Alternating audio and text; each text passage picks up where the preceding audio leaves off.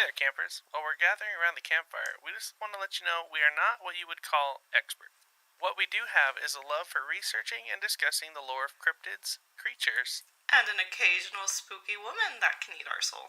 So if you are in need of immediate help with the chupacabra in your yard, please consult someone else. Also, this podcast isn't for kids. These campfire stories can contain graphic and explicit content that may not be suitable for young campers, so listener discretion is advised.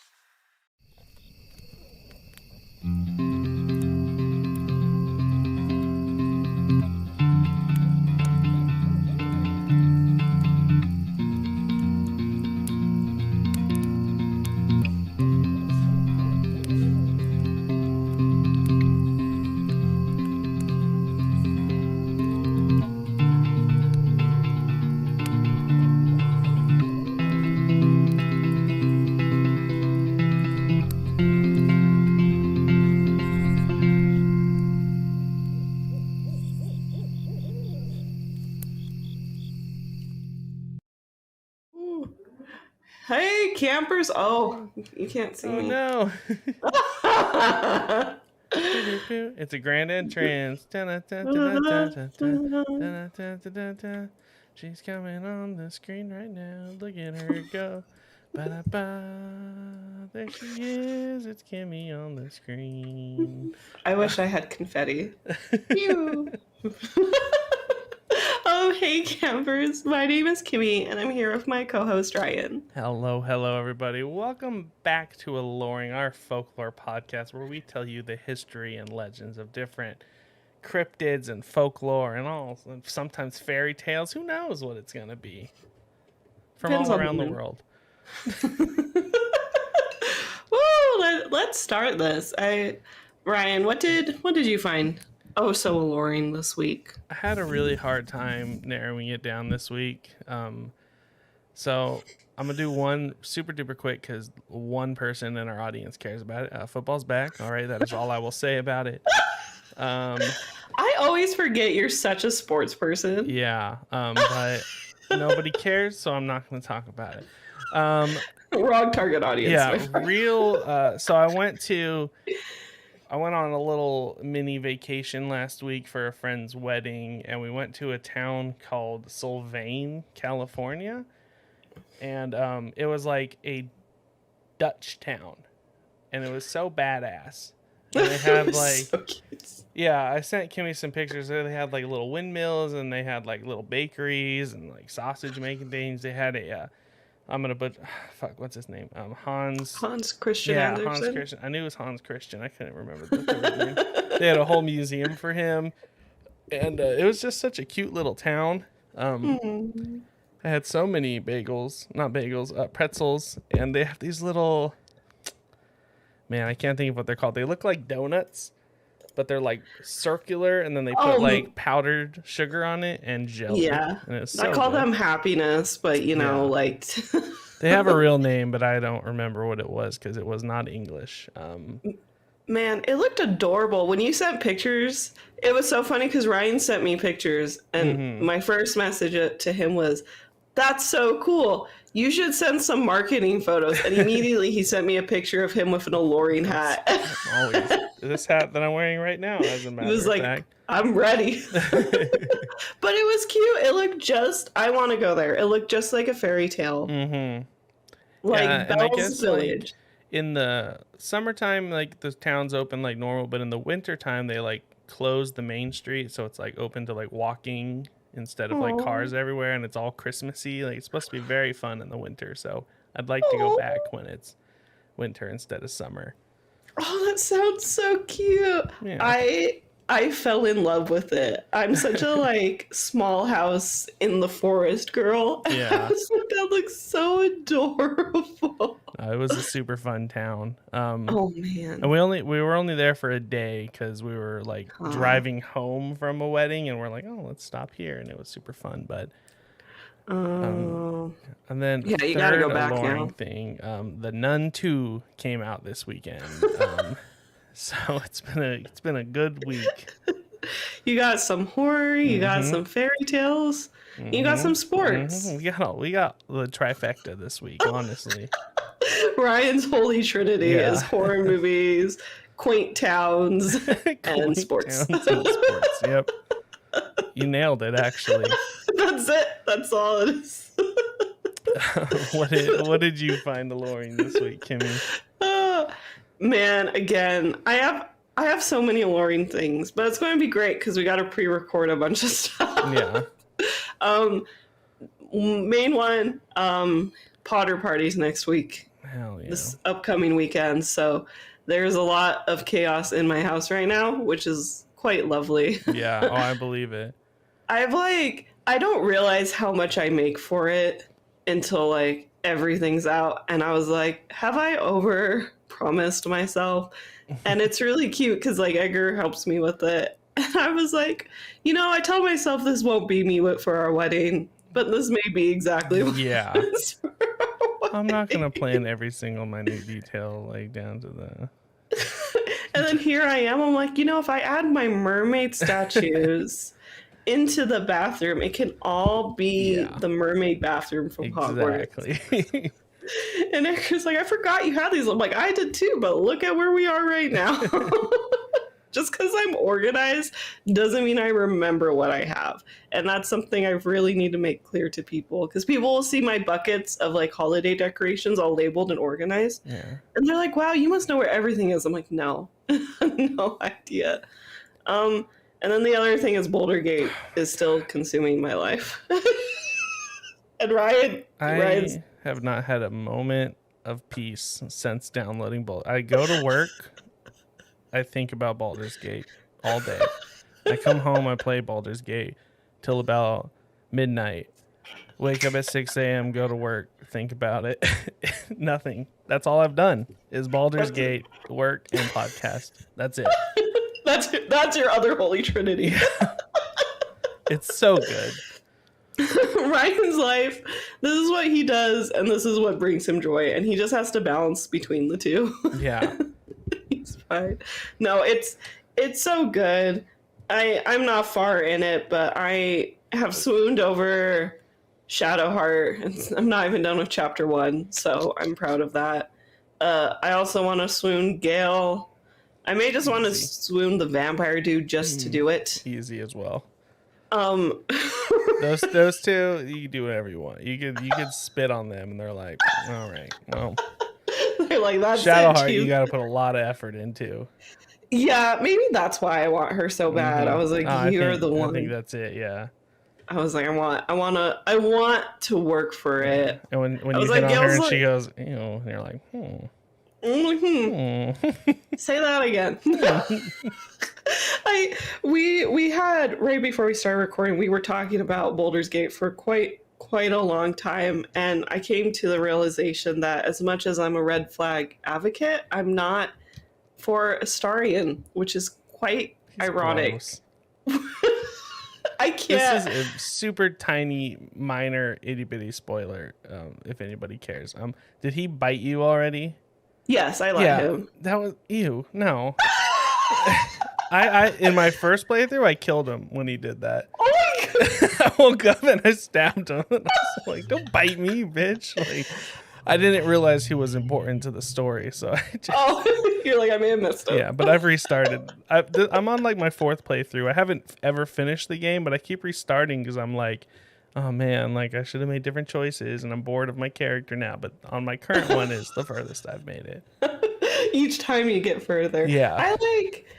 I let him, but I think I just watched way too much Twilight, where I'm like, he's probably just weak, and I'm super charismatic, so I can get him to stop. So like, I was like, whatever. I stabbed that man. I was like, I was like, if you bite me, will you be fine? And he's like, yeah, like I'm not going to do anything. And I was like, I'll kill you if you do something, Yeah. And so I wasn't worried. And then it was great because the next battle he had like bonuses to him. Yeah, I never. Like he was extra happy or whatever. He bit me, and then I left him in camp. The second time, then I left him in camp and let that power go away. I was like, screw this guy. I don't like him.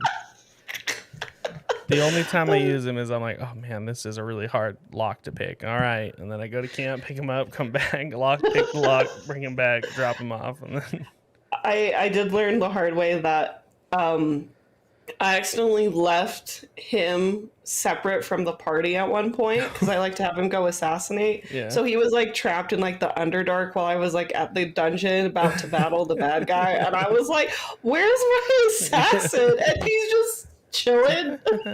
I was like, and like it was a whole process because I had to get the boat back, but didn't want the people to die. I was like, I fucked up. Anyway, speaking of being alone in the forest. No? Oh yeah, that works. That's good because I left him all alone. Let's get into this week's episode. It seems that ye can tell if it's coming or going, 'cause it don't have a face. Or if it does have a face, no one's been able to find it. Ooh. What the heck are we talking about? So, it may surprise you guys, this isn't a Baldur's Gate podcast, it's a folklore one. And so, for this week's topic, when roaming through the thick woodlands of North America at night, make sure to keep an eye out, not for bears, cougars, or wolves, but for something much more deadly. Some say there's a interrupt so early, but also keep an eye out for bears, cougars, and wolves. But also keep an eye out for on top of this. Yeah, okay, sorry. Okay. Ryan's here to make sure we don't have any legal problems from what I say. Keep an eye out for this thing, but also maybe keep an eye out for bears, cougars, or wolves. One eye for the bears and one eye for the creature we're going to talk about. A lot of movement separate from the eyeballs. Anyway, sorry to interrupt 5 seconds into there. It's okay. You got to save our house legal wise, so I respect it. Some say there's a vicious cryptid that loves to hunt humans down who roam the woodlands. And the worst part, it's so good at hunting its prey, when one realizes they are hunting them, it will be too late. Oh my goodness. So this week, we will be talking about the deadly Hidebehinds. For all of our beautiful, amazing, fantastic, all those buzzword listeners, if you want to see the illustration, you can head over to our Instagram, or you can head over to our website, aloreing.com, or you can watch us on YouTube. And there it is. I am quite proud of it. I love doing the little whiskey Hidebehind bottle drink. I think it is quite delightful and looks delicious. I feel like it would have a nice smoky taste to it too. So, these cryptids have been a spooky part of American folklore since the early 19th century during the lumber boom. I'm sorry, Chris. I'm trying so hard today. So these cryptids have been a spooky part of American folklore since the early 19th century during the lumber boom in North America. To this day, people still say that these deadly hide-and-seek champions are known to snatch up unsuspecting campers in the woodland and are responsible for a number of missing 411 cases. Oh. So, what are the origins to the Hidebehinds? Oral legends of these mysterious cryptids started popping up in the logging communities across North America, specifically the northern United States during the early 19th century, such as Wisconsin, Minnesota, and Michigan, and were known to be the primary source of these oral legends at the time. So, a few years later, the first written account of these creatures could be found in Henry H. Tyrone 1939 book, Fearsome Critters. So, in this book, he dives deep into the reports about these creatures' aggressive behavior and how it was one of the most unsettling legends told amongst lumberjacks in the logging communities at the time. Now, this doesn't explain too much how the Hidebehinds came to be or how they were made. And for that, I have one theory, which means we're going to be talking about some of my personal favorite folklore, which is Slavic folklore. Woo. So, again, this is one of those topics where I didn't feel I could find anything, but like once I put my thinking cap on, or my tinfoil cap, because that's trending right now, I was able to connect some dots and have some theories to it. So one of the theories is that the Hidebehinds are actually corrupt leshies. Oh. So the leshy, which we talked about in episode 26, the giant leshy mushroom. If you want to pause, you can go listen to it now to learn all about them. But I still love that title. You know how many sexual innuendos are in our titles Say that I 90% look back? of them. Yeah. It's like sexual innuendo, Harry Potter, or pun. It's like one of those three. It's pretty great. Anyway, listen if you want to learn about the Leshy's giant mushroom. It's a big one. Woo! So, without getting too much into it, because we did a whole episode deep dive about them, all one needs to know is that this creature is a spirit that protects the forest, enjoys drinking, gambling, and protects the spirits and plants of the woodlands. So, one thing about the Leshy is that they always move from one forest to another, and there are theories that some of them traveled even as far as the Canadian and American woodlands. Now, leshies can get violent with people who mistreat the forest or have ill intents of those who reside in it, but overall they are pretty friendly.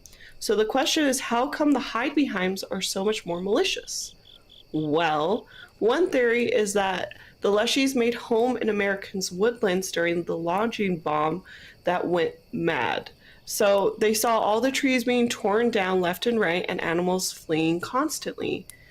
What was once a lush woodland quickly started to become barren and they became full of rage. So they evolved into something more malicious and went out of their way to seek vengeance on everyone who entered the forest, leading them to evolve from the more playful, protective forest spirit to the vicious Hidebehinds.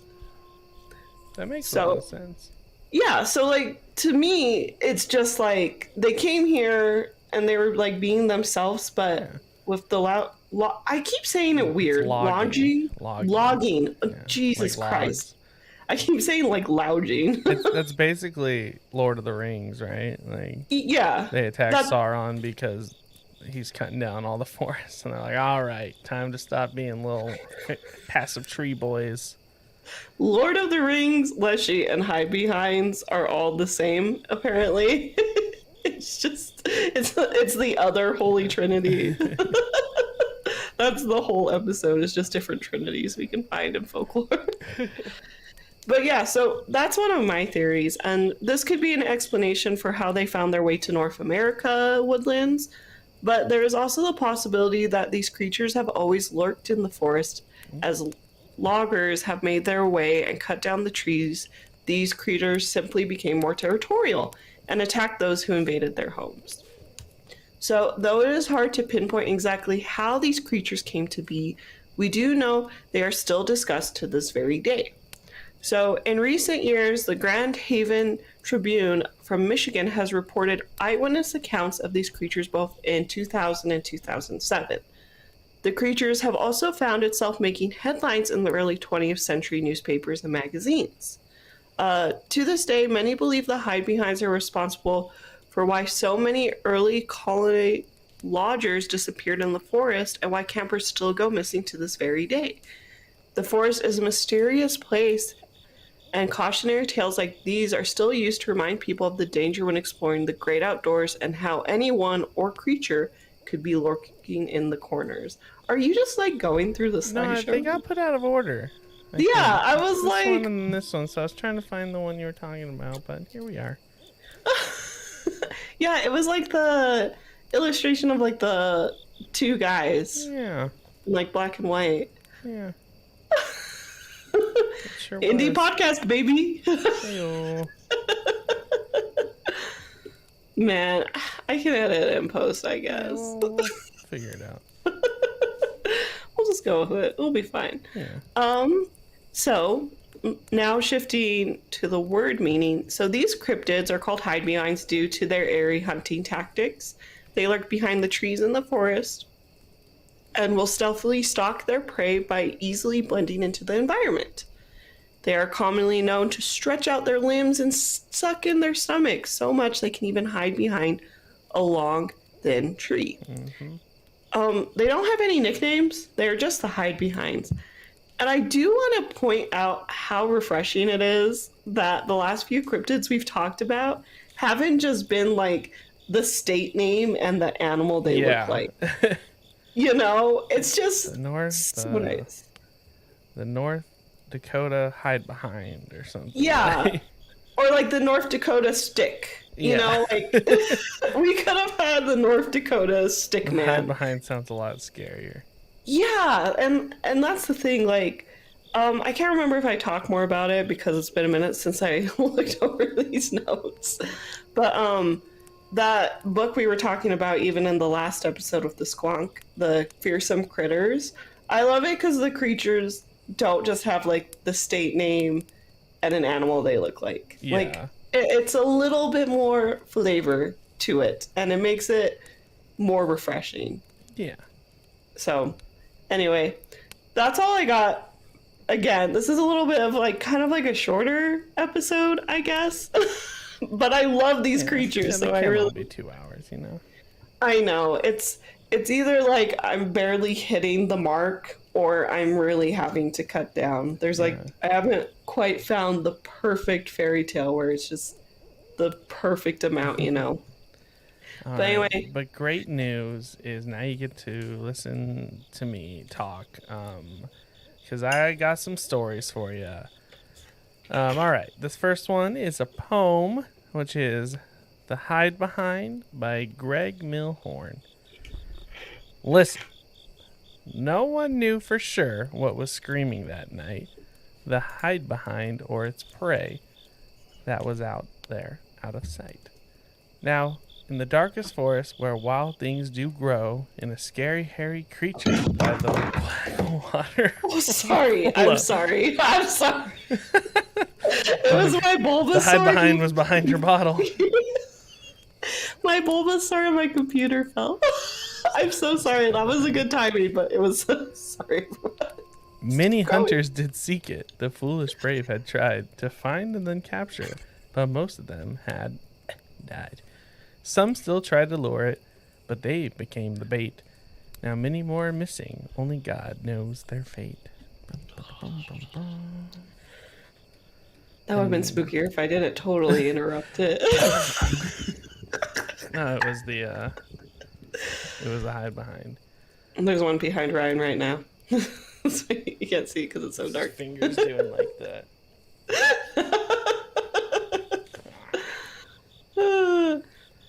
Okay. Shoot, I didn't make this video. That's okay.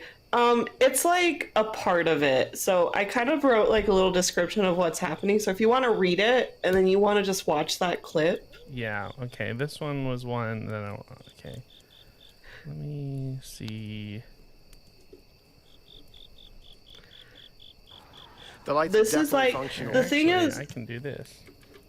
While like Ryan's doing that, I have such a hard time sometimes fighting sightings. The lights are definitely for like cryptid encounters and stuff. Yeah. Like I'll like scroll through Reddit for hours. And it's tricky. Sometimes I just can't find stuff. And a lot of times when I find a sighting of a creature, it's just someone that's referenced that as the possibility of it being that creature so many times. Yeah. This one's a bit of a stretch. So Ryan's like, it is clear. I don't trust it. Like, if you look at this picture that's next to me, there's like a tiny white stick that like kind of like leans on the tree, and it's saying that like there's a little thing moving, but it could be anything. It could be. Do you see the hand? It could be it's anything. A hand. Yes, you can. You can see it clear as day. It could be a raccoon. Raccoons have thumbs, Kimmy. Ryan, look at that video from 30 to 35. That looked like a creepy, sticky hand. That was like Jack's skeleton creeping up on his ass. I don't know about that one. Ryan, I'm sorry. You have to give that some... This dude doesn't even do scary stuff like this for his promotion. He literally does like light testing.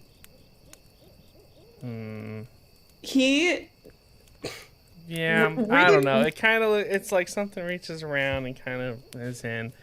Anyway, we'll post the video in the Discord. I'm going to post it now so that anybody watching this live can Where should I put it? I'm gonna put it in. I'm gonna put it in. Where's our chit chat channel? You have to read that little description I wrote. Okay, I will for read. All our, I put it in the Aloreing listeners. memes channel because clearly this is fake. From the live. Oh my goodness. Okay, so what Kimmy wants is so the video that I watched was by Mr. Fender 76 doing a light test on some stock reverse lights in the woods at night, and he takes a video and there's an arm that kind of like reaches around and like, and once the light was flashed on, yeah, that's when it like pulled back. Supposedly the user didn't even notice the arm when he posted it back in 2017, and it wasn't until months after posting that he noticed the video. Ryan, you're so exhausting with I'm showing you Irrefutable proof. And you're like, no, geez. I will say it's a good video, but I mean, it's a hand. It could be. You gotta really take the man's word for it, you know. What's that? There's like a Unsolved. Have you seen BuzzFeed Unsolved? Oh yeah. I can't remember their names at this very moment in time. I think it's like Shane or something. Yeah, the man who dances on the Goat Man's bridge. He's my hero. That is you. Mm-hmm. I swear that is our dynamic. Bridge, Goat Man. Because there was one episode I watched where they were in a haunted house, and the other dude was holding a bottle of holy water, which would be me. And then there was like a flashlight that moved by itself, and he was like, "Oh, it's just gravity." And his friend's like, "What are you talking about?" So I'm convinced you could see Bigfoot could walk up to you, slap you across the face, and you can get it on a high quality camera, and you would still be like, "Nah, it was a homeless man." I am convinced. You're not wrong. I just need something better. I will say, what props do you need? to this person for having a camera that was more than 240 pixels. Especially since he was doing a light test for his camera. Yeah. It was spooky. It was spooky. Almost as spooky as the short film that I'm going to talk about later. That was also fictional. The nice thing about Ryan really bringing it back to reality is I don't get as scared about this stuff. I feel like I'm more arguing why it could be real, and then I realize it may be a little ridiculous. I'm just saying, they're called Hidebehinds. That was in front of him, Kimmy. So, just saying. I like that you said it could have been a raccoon hand, and it's so large. Been a raccoon. That's a large-ass raccoon. Kimmy, I have seen raccoons the size of Great Danes. They get beefy. Don't you have a raccoon tattoo? I do. I love them, but they can be terrifying. They get big. Anybody listening who lives in an area with raccoons can vouch for me. Those things, maybe Great Dane was a bit of a stretch, but they get big. If they find a good source of food, game over, man. That's the real Hidebehinds are actually raccoons. Just a rabid raccoon. All right, we gotta keep moving on. I got another story here called "The Hidebehind." If you couldn't have guessed it, by Amanda Degrassi. Did you ever watch Degrassi, the TV show? Listen, I grew up with video games, so I missed. It was kind of trash. Yeah. All right. Ever hear of the Hidebehind? I have. And I'm lucky to be able to tell the tale about my crazy encounter I had one day while I was out in the woods. It was a warm summer morning when I decided that I needed a little fresh air and adventure, and had just left my incredibly stressful job of 6 years as a case manager for the elderly. I packed my bags, broke my lease, broke up with my bum boyfriend, and moved back home with my parents. Girl boss in it. Mm-hmm. It was a huge step for me, as I had been out of my parents' house since I was 18. They lived in a really cute part of Maine that was basically in the middle of nowhere. It was perfect and exactly where I needed to be to figure out my future. I packed my backpack, got in my Jeep, and headed for a local hiking trail. The morning was young and full of potential. I arrived at my destination, grabbed my gear, my map, and headed out. I have never really been a fan of hiking or nature, to be totally honest, but I needed a change. The trail is beautiful, and there was so much to see and explore due to being so captivated by nature's beauty. The day had gotten away from me, and before I knew it, it was about 4 in the afternoon. I put my phone in airplane mode so I wouldn't be bothered while I took photos and wrote in my journal. I was only seeking peace and quiet. I needed to be alone, and nothing was going to prevent that from happening. I found a waterfall and a quiet little spring where I decided to go for a dip in the water. I felt a little uncomfortable though, because for some reason it felt like I was being watched. Occasionally I could hear hear branches snapping as if someone or something was walking around the perimeter of the spring. I discovered I was out in nature though. The spring I had discovered. I was out in nature though, so it could have been anything. I quickly ate my lunch, and that's when I thought something moving behind the trees. I turned to get a better look, but nothing was there. Man, it's like I don't even go hiking by myself. So to go hiking by yourself, turn your phone into airplane mode and be like, I'm a skinny dip. Yeah. None of it. I would be too stressed for. I mean, to be fair, your phone probably ain't working anyway, you know? Like, if my phone ain't working, I'm not there. Alone? Like, pro tip 1, y'all. So they took their phone off airplane mode, but as I said, there was no service because they were in the middle of nowhere. The weather suddenly changed drastically, as if it was going to downpour. There was nobody else around, and I began to get really scared. So I began heading back to my Jeep. At one point, I stopped to catch my breath and take a drink of water. It was then that I heard the trees and bushes rattling. I call out to see if anybody is around, but nobody answered me. I shout a few more times just to be sure, but no response. I have this dreadful feeling as if someone is following me, or at least watching me from a distance. I quickened my pace because something is clearly going on, and although I was almost sprinting down the trail, the sound remained close behind me. Gross. The faster I ran, the faster the sound appears to follow. Twigs were snapping and bushes were swaying back and forth violently. The sounds were so thunderous as if a whole army was following behind me. These sounds were not only frightening, but it seemed to be the only thing I'm able to hear, and they were getting closer. No. I felt like I was going to vomit or pass out from the adrenaline and fear mixing together. If whatever was following me managed to catch me, I don't know what would have happened, and it wasn't about to become a gone missing poster in the local police department. I quickened my pace to a full sprint until I reached the end of the trail. I felt like I was flying on cloud 9, but I still wasn't fully safe yet. I hate all of this so much. As I began to get into my Jeep, I saw something in the rearview mirror, standing the entrance to the trail from where I just emerged. It had to be about 7 feet tall, covered from head to toe in thick, snarled hair, 2 large vampire-like teeth stained with blood, and 2 sinister, glowing yellow eyes. I blinked, and suddenly it was gone. Back into the woods, but I wasn't sticking around to find out. I hauled my ass home and told my folks about what occurred during the outing. I was so shaken and upset, but my parents didn't seem surprised as I had expected. They not only believed me, but they told me a story about these creatures called the Hidebehinds. Apparently they're creatures that hide behind trees, lurking around the woods, hoping to get in reach of unsuspecting prey. The story claims that if a Hidebehind were to catch you, it drags you back to its cave where it eats you while you're still alive. Later that week, I got my photos printed out, and much to my own horror, in every photo you could see the very same pair of yellow eyes that I had seen on the trail entrance the day for my Jeep. It appeared to be hiding behind the trees in every photo. The next day I got up, packed my bags, and headed back to Boston.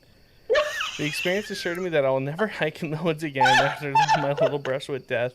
I decided I was going back to school for nursing and start a career in the city. A If you ever need direction in your life, I suggest talking to a counselor or friend because hiking the Maine woods could lead to the end of your future endeavors and a full stomach far more frightening than an unknown career path.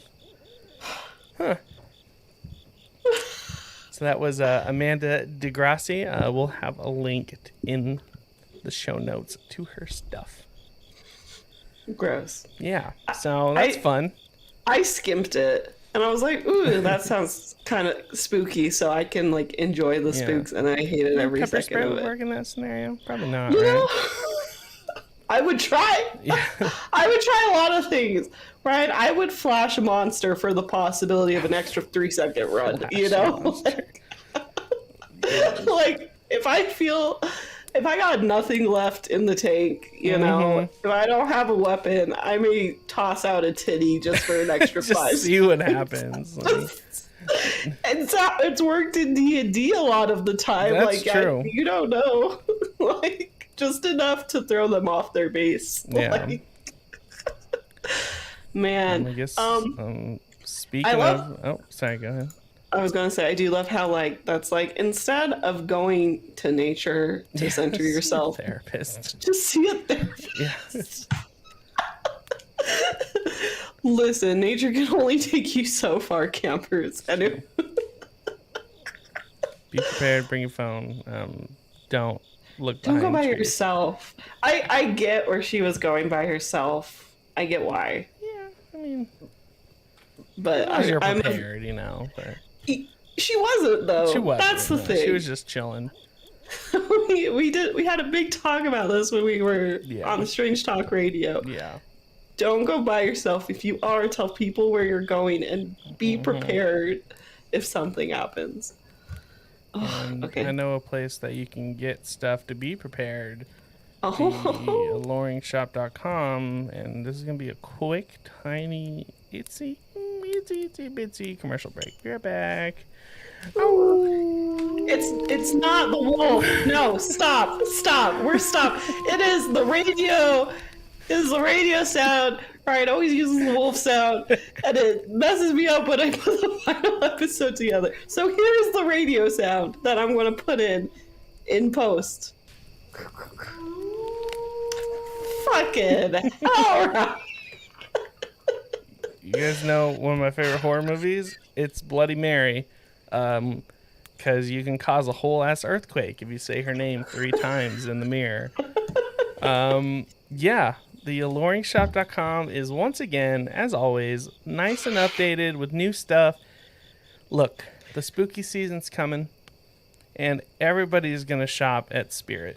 And everyone's going to have the same 3 pumpkin t-shirts to wear to their Halloween party.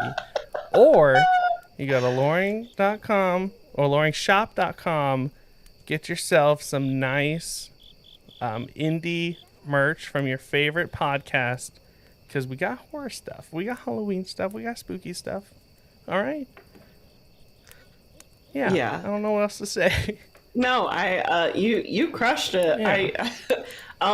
There's the Bloody Mary sweatshirt is double-sided, so she's like a little icon on the front, which is pretty cool. That's what I'm getting next month. It's just a cool flex, you know? It's just pretty cool. Like, that's it. Just go check it out. See it for yourself. Oh, and we have like separate collections now. So there's a collection called All Hallows Eve, which is just spooky merch. Just spooky stuff. See? We're looking out for you. We got you. Making your life easier one day at a time. All right. Woo! Let's get back to the show with the radio sound. Thank you. All right. Damn it, Ryan. Ryan has too much power having the soundboard. Oh my goodness. Well, welcome back, campers. We hope you enjoyed that little break. It may have been confusing because you heard wolf sounds when our transition sound is radio, but you know what? It's fine. It only bothers me at the end of the day. And this is Ryan getting back at me for swooning Shadowheart so quickly in Baldur's Gate, so I understand. That's why I'm still bitter about it. And we will hear the radio sounds for the rest of time because of that. So, we are now going to talk about the appearance and history of the Hidebehinds. So, due to this creature's ability to hide in plain sight, there are very few sighting descriptions of what it looks like.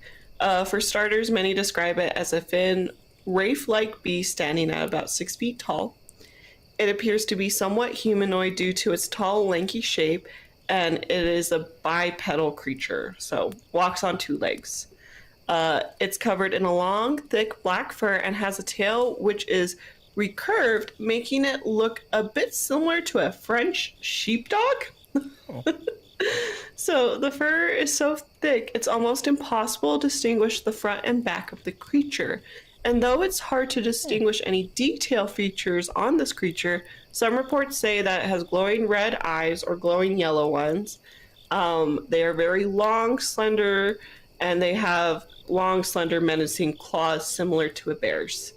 On top of looking like a ghoulish beast, it's known to walk in rigged movements. So think of like stop motion is, I feel, the best way to explain it. And it will leap from one place to another so quickly, if you blink, you will miss it. And there's a sheepdog. I was wondering what you were doing. I see it. I can imagine that standing on 2 legs, creeping on you. That's why you'll hear the breathing, actually. Yeah. It's just the dog panting. It's just hot. The Hidebehind sheepdog. It's actually kind of cute when you think of it more like that. It's not so scary. Until it's walking on 2 legs and has yellow glowing eyes. And it's snacking on your guts. Yeah, that's fair. Oh, but it's still so cute. If not friend, why friend sheep, you exactly. know? So with how horrifying this creature looks, it may come as a surprise that this isn't some friendly forest fae. So Hidebehinds are most commonly known for being violent creatures with an eerie ability to hunt down their prey. Now, they love humans, and not in the "aw, how adorable," more in the "aw, how delicious" kind of way. Mm. These creatures will go out of their way to hunt them down when they come in the forest, and they don't just go and murder every human they see. They are very selective about their victims. Well, that makes me feel a little better. Yeah, you know, that's the thing. You may die the most gruesome death ever. It's kind of flattering, though. But they picked you. Oh, God. Yeah. You're like, you're gonna murder me? Oh. You've seen the people in my party and you pick me. Little me. The most Gen Z experience they'll have. It's like, what made you pick me out of the whole group? Tell me, like, really, me over Sarah? I need you to tell me why. She won't believe this. So these creatures lurk in the shadow and target one person, whether they're in a group or completely by themselves. In a group setting, they can spend days tracking the group down until their victim is either left alone or is at the tail end of the group. That's not good, because I'm usually in the back of my hiking group. You're going to be snatched, but they're going to pick you, you know. Good news is you only have to be faster than the slowest person, so I just gotta go a little faster. Or you have to trip up the fastest person. That's right in the ankles. Survival 101. Take out the ankles. If you know you're not the fastest person, learn how to aim for the ankles. Exactly. And you'll be fine. Dude, that's sound advice. Zombie apocalypse advice 101. So they will quickly snatch the person with their hook-like claws and drag them back into the shadows just as quickly. A little gross part, they will gouge out their victim's stomach and intestines as they drag them back to their lair. They will feast on the person's flesh, where they will die a slow, horrific death if they haven't already died of fright. Gross. The worst part is that the Hidebehind is in no rush for its next meal, and that's because it can go up to 7 years without eating. Skinny legend. The 90s modeling industry would have loved this one. The Hidebehind heard about intermittent fasting and said, yeah. That makes a lot of sense. Well, that's why they're so evil. Yeah. You don't eat after so long. It just get gets some to you. carbs in you. You'll be sad. Man, I'd be so sad if I couldn't have rice. Life would be so hard. Yeah. I get like that too. Humans are all protein, there's no carbs. I know. And well, like another fun fact about their diet is they snack on freshwater birds' intestines as well. So they do get a little variety. Yeah. The other white meat. The other white meat. Those are all the people that it consumes, apparently. Maybe it has favoritism when it comes to that. It's like, the ones I can see that shine in the moonlight, those are the ones that are extra crispy. Oh, man. Anyway, back to this being so serious. And if ripping one to shreds wasn't enough to avoid them altogether, they have a few abilities up their sleeve. So I got a little handy dandy list. Do you want to popcorn it? Sure. Want me to go first? Yeah, I'll go first. Okay. So an eerie call. I don't know if you asked me if you wanted me to go first or if you wanted to. I just assumed. List. Yeah. I didn't hear one of those words and I just went with it. So it's known to produce an unusual sound that sends a shiver down one's spine. I wasn't able to find any descriptions other than that. So I don't know. I feel like we can always say Call of Duty Zombie as like a really safe bet for cryptid sounds. I think it's more like R2-D2 Scream. It's like that, just like a little creepier. That's it. That's what the Hidebehind sound like. They can only be heard in the late hours of the night near camping grounds once the fire is put out. Just leave the fire on. Just leave it on all night. You may deal with Smokey the Bear, but you know what? You gotta pick your demons. Cocaine Bear. It's like one of those choose your own adventure games where it's either Smokey the Bear appears up or the Hidebehinds appear up. That'd be a really funny, like, dark comedy as Smokey the Bear just hunting down people. He's just tired of forest fires, so he just starts murking people who leave their campfires on. Anyway. What is it? We had Cocaine Bear, Smokey the Bear. Smokey the Bear. It's played by Seth Rogen. And Channing Tatum has to be in it for some reason. It would do so well. Their cry has the ability to make anyone who hears it become fearful and anxious. So, and they're also super fast. It has super speed, which makes it almost impossible to catch a glimpse of. Which, so you really think some random guy caught it on video while he was testing his lighting? Checkmate. I would love nothing more than to take you to a cryptid zoology debate. Nothing more in my life. Did you see the stabilized footage of the Bigfoot video that's been all over TikTok? Oh, yeah. I was going to ask how you felt about that. I have some words about it. We'll get to it. This is why we do the bonus episodes. Because that sounds like it's going to be a good 20-minute conversation. Yeah. Anyway, to future content, right? The next is it's silent and stealthy, so no matter how quickly one turns around to try to catch a glimpse of this creature, it always finds a way to lurk back into the shadows. Crazy. Can shapeshift or distort its body with ease due to its skinny build. 7 years, It can easily contour its flexible body behind trees. Flexible? With a base of 10 inches. Bushes or even of cambers wandering through the forest. The thing to think about, not only is it selective, it only eats every 7 years. So it's picking someone. Really, if you get picked, you're a lucky one, honestly. Yeah, so it may be a gruesome death, but you were picked for a reason. What a hell of a way to die. And the last is psychic abilities. Oh. So uses this to feed on the terror and panic of their victims, and will use this ability to separate a group so they can go after one. This kind of felt like Slender Man-y to me. Yeah. But Nah, maybe. Like, could happen. Might be some crossover. Yeah, just tall, creepy, lanky guy in the forest. Yeah. Oh, that's a bear. There it is. Man, this is all over the place. That's the one. That's the right one. So, now into some history and events. So, we all love taking a stroll through the forest, but knowing these creatures are just around the corner may make one hesitant to explore. But don't worry, there are 2 ways to avoid these creatures, and both of them involve getting lit. First, Hidebehinds hate fire, so having a bright bonfire at night will keep them at bay.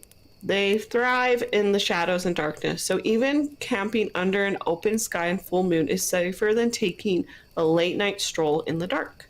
And if you're a level 1 spellcaster, you get Fireball for free. So just use that to your should ability. have it. Yeah.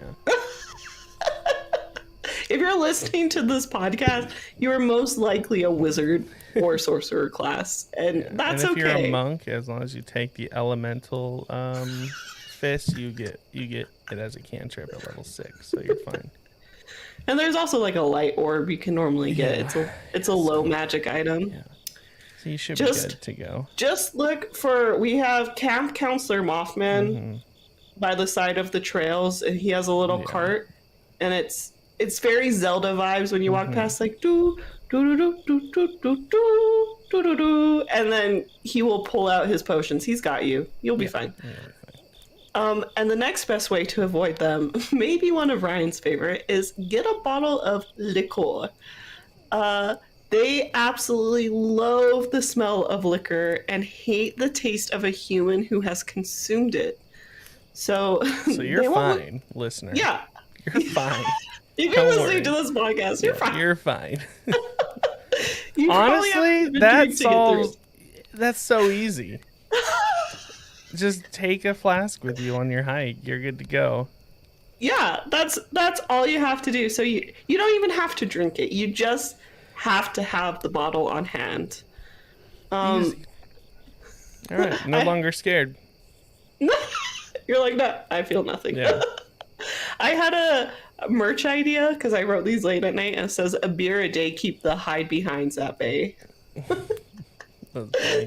So that may be on it because I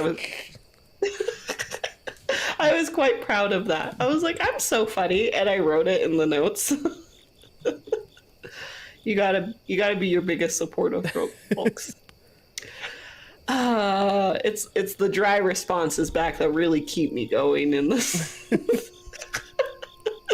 So now your girl was very tired writing these notes, if you can't tell by her making her own jokes in it. And I couldn't think of a good transition for this part. So we're just going to jump into one of my favorite theories, which is manifestation. One theory is that the Hidebehind is something that was possibly manifested into existence.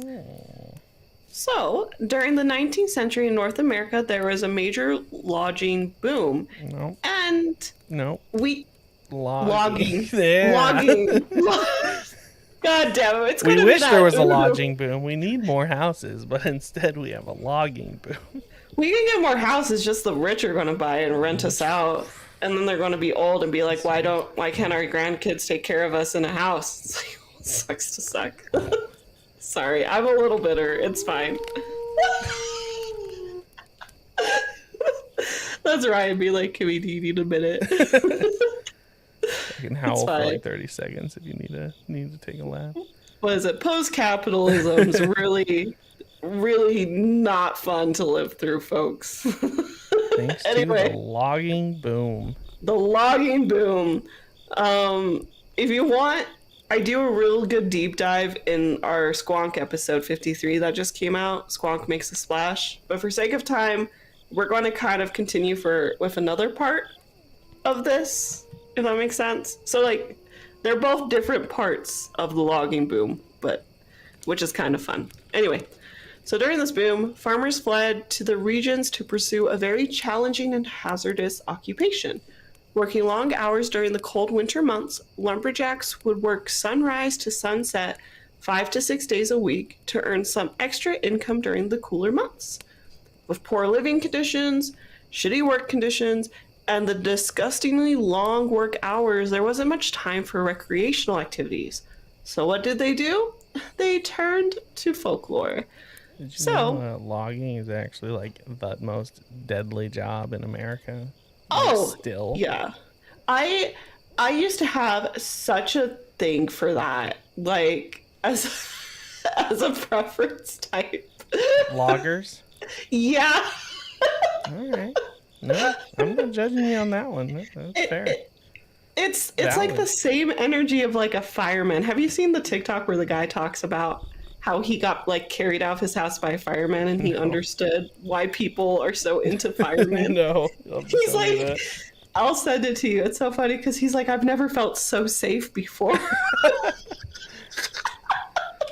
It's my favorite. He's like a hetero dude and he's just like, I understand now. Like, I get it. Anyway, after a long week of work, when loggers would gather around the campfire on Saturday night, they would party by dancing, singing, playing musical instruments, and telling legends of unexplainable things they saw and heard throughout the week. They would build off of one another's stories, creating explanations in the form of mysterious and fearsome critters that lurked in the woods.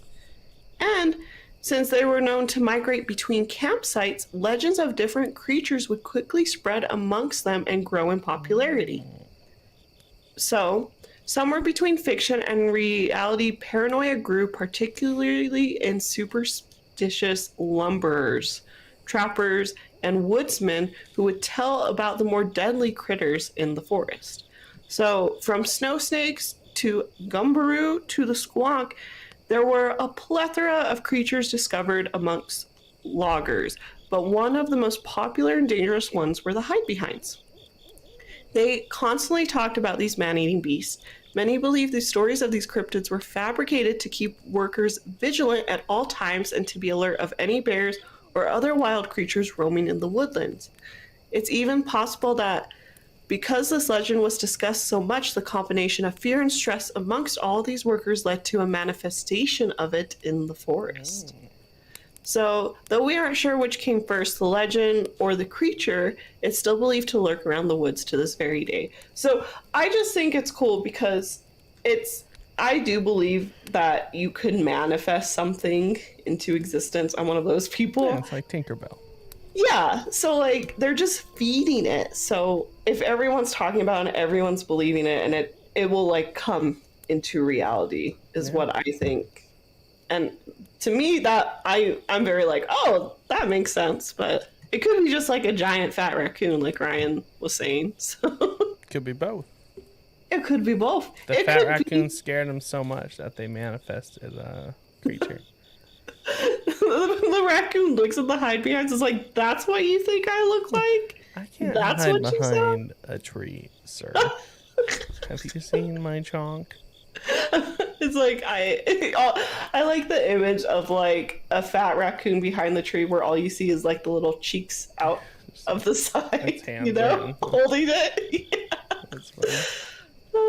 Okay, so the next one is, but if these legends of these Hidebehinds were so gruesome, why were they most talked about amongst lumberjacks? Well, it could be to help them all cope with tragedy. So this kind of goes into what you were saying about it being the most dangerous job. Yeah. So working as a logger at the time was no easy task.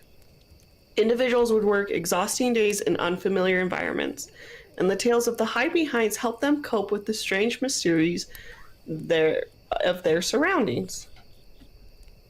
Sorry, I feel a sneeze. It's a Hidebehind in your nose. Stickling. No? Okay. Oh, man, sorry. I hate that sometimes. So, being unfamiliar territory, people were known to get lost in the woods all the time. That and ancients with tools, trees tipping over, betrayal from fellow coworkers, and unknown animals led to some gruesome deaths. So, dealing with either the loss or death of a fellow lodger was never easy, so workers found that blaming monsters made things easier to process. So these creatures, especially the Hidebehinds, were used to explain the sudden disappearance or gruesome death of the ones found in the areas. They were also used to explain unfamiliar sounds around campgrounds and help them keep on their toes from any type of threats that lurked in the woods. So even though the logging boom, the logging boom, bomb. it looks, it's how it looks. I'm trying so hard. Oh, I said bomb. Boom. I meant, oh, Lord. I wrote bomb. That's how I feel about the housing market right now, everybody. Even though it's died down, these creatures are still used to explain strange phenomena of people that go missing or appear gruesomely murdered in the woodlands. So specifically, it's believed that the Hidebehinds are one of the many creatures that contribute to a collection of missing 411 cases. So for all that don't know, Missing 411 is a collection of cases written by David Paladis, a former police officer and investigator writer. So these books cover cases of those who have gone missing in unusual or mysterious ways in national parks or the wilds of North America. And I didn't have time to get a lot into Missing 411, but I think it's now like a category for people that experience these weird things now. That's what we talked about on Strange Talk for a while. Yeah, we brushed about it more in like being safe with things, if that makes sense. But I know at one point in the future it's going to be tied to a cryptid. Yeah. You know, so we'll cross that bridge more when we get there, because your girl's been camping a little bit more, and my heart can't take too much. More scared. Now, all right, Ryan. This may have been spoiled because the slideshow's been a little goofy. No, actually, it did not. Okay. It is time for your favorite segment. It is time for Is It Science or the Church? I really didn't give you a lot this week. No, you really didn't. I feel in your heart, you know. I think I do. And I'm going to say I was right about the raccoons. Are you definitely going with the raccoons? So yeah, scientific raccoons. I'll give you like half a point. We'll just do that. We're going to head over to zoologists this week. Okay. But they're not raccoons. Not raccoons. But I'll give you half a clap if you want to, because I know you love that soundboard. Yeah, that's there you go. Yeah. Just one clap. So this is really short. There is a belief that the Hidebehinds could be nothing more than a misidentified bear. Oh, yeah, Yeah, like that checks out. They hover around 6 feet tall, can walk on 2 legs. It could just be people just have shitty eyesight, and that's what they make of it. Circles back to Kimmy's opening sentence of, when you're in the woods, don't keep an eye out for bears. Keep an eye out for something else. Do keep an eye out for bears. Ryan just really wants everyone to keep an eye out for bears. Keep an eye out for bears. I watched The Revenant the other day. That was gruesome. If you see a baby bear, you better get out of there. If you see a bear on cocaine, so fast. We can run. You see a bear with a bunch of white stuff on its face, you have get cocaine out. And there's a bear around, it's coming for you. And just always look for bears. Yeah. Anyway, that's my little segment today. That's all I got. All right, but now it's time for Modern Takes with Ryan. Oh man, you love that sound so much. And this week, I watched a fun little short film by a guy that actually Kimmy found this channel, but I went on a kind of deep dive because their stuff's kind of fun. Oh yeah. Alter, they make a bunch of like horror short films for like all sorts of small, like kind of unknown horror stories. Not necessarily all cryptids. This was one of their few. Like, I don't even know if you could consider the hide behind a cryptid, but whatever. Yeah, but me and you always lean more towards forest spirits with Yeah. that stuff. You know what I mean? Yeah, because they're just leshies, right? Yeah. That's what we agreed on. But yeah, watch this little short film. It's only 10 minutes long, and it's actually very, very, very well done. It made me jump a couple times, which is a nice change of pace. If it scares me, it's probably not that scary. But if it scares Ryan, yeah, and it's not like horrifying, but No. it's really well made. And it kind of gives you a really good visual representation of what hide-behinds are, more so than a random TikTok video of a raccoon going. Or you recreate it.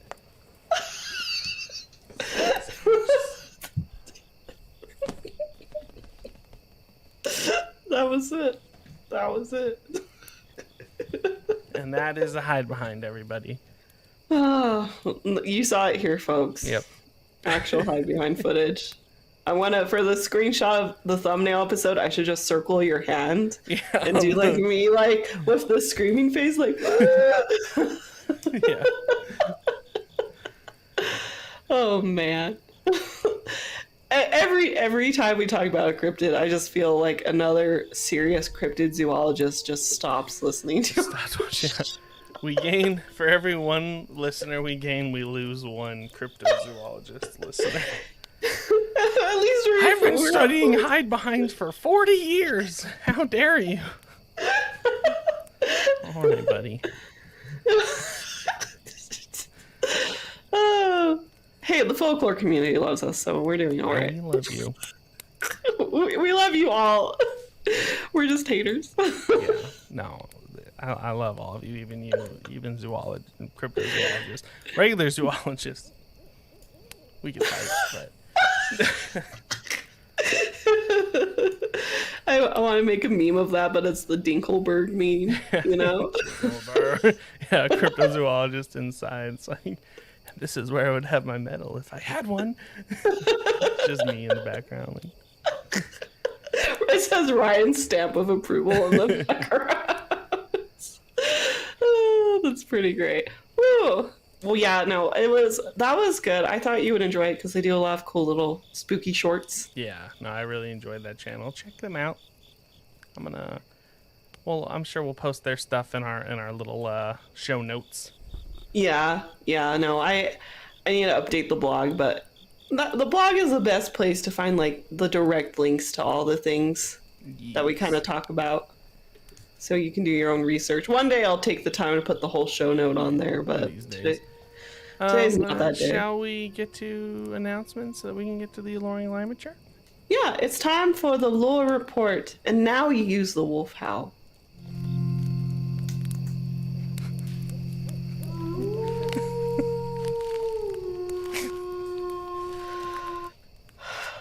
Every day God tests me in different ways. Every day. Kimmy, fall is upon us.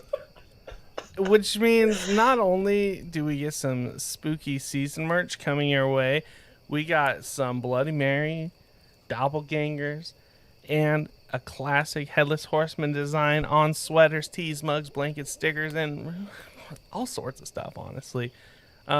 As I said during our YouTube break, don't stop, but like, look, if you're gonna buy a David Pumpkin outfit from Spirit, like 12 other people are getting, that's boring.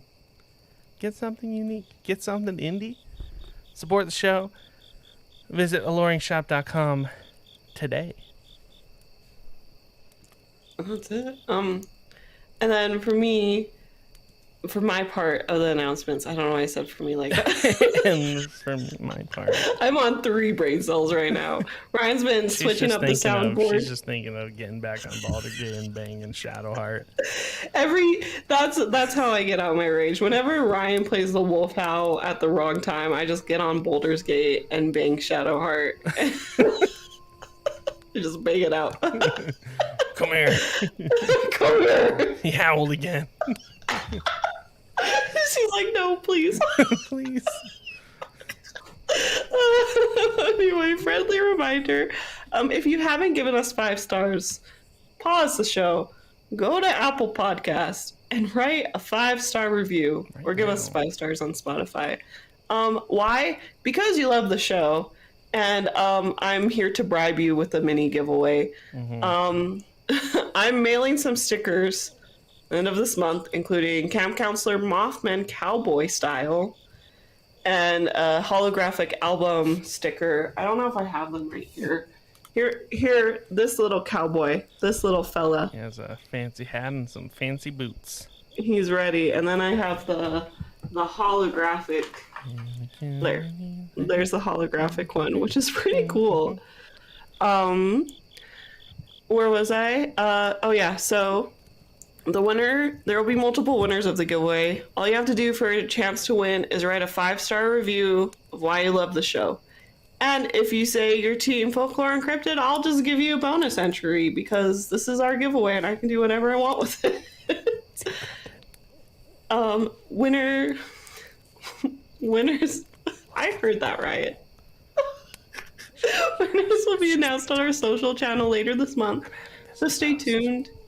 Really, folks, write those reviews. Like, that helps us so much. Because I see how many listeners and how many downloads we have.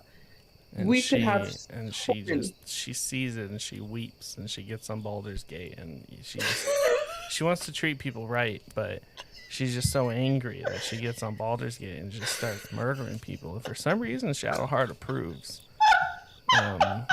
So, if you write a review, you too can save a tiefling in Baldur's Gate.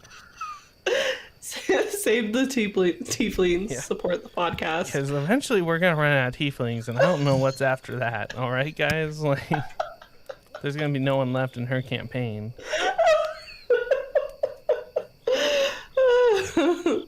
Anyway. She laughs because it's true. Just support the show, you guys. Please. Help me be a good person in Baldur's Gate by voting. By writing a 5-star review. Woo, okay, let's go to... let's do the Wyman turn. It's pretty obvious, not gonna lie. Yeah, that was easy. The only reason I didn't put it chaotic was because I feel like I don't know. Yeah. Because it seems like if it's only eating someone every, 7 years, there's probably a reason, but it's not explained. So there's probably some sort of reason to it, but it definitely ain't lawful. I'll tell you that much. Yeah, I put it a little bit more... We're both in the evil chaotic. Yeah. He's more neutral evil. I'm a little bit more chaotic. Yeah. Evil. And the only reason I put him more chaotic is just because there were so many stories about it during the larger boom era time. You still said it wrong. Logger. Like what they cut down. Logs. I know. I like that you paused. You went lodger. I was so confident with it. All right. Well, let's get out of here. What's your takeaway? Oh, you can go first. I can go first? Yeah. Man, I'm trying to think. If you really want to get into intermittent fasting, try only eating every 7 years. And if the Hidebehind picks you, you are blessed. Slay, girl. I guess. Slay. Yeah. Oh man, let's get out of here. Thank you all. Thank you all so much for listening. This has been Aloreing. You just Just sit right where you are and just have such an alluring day. All right. All right. Oh, bye everyone. Bye.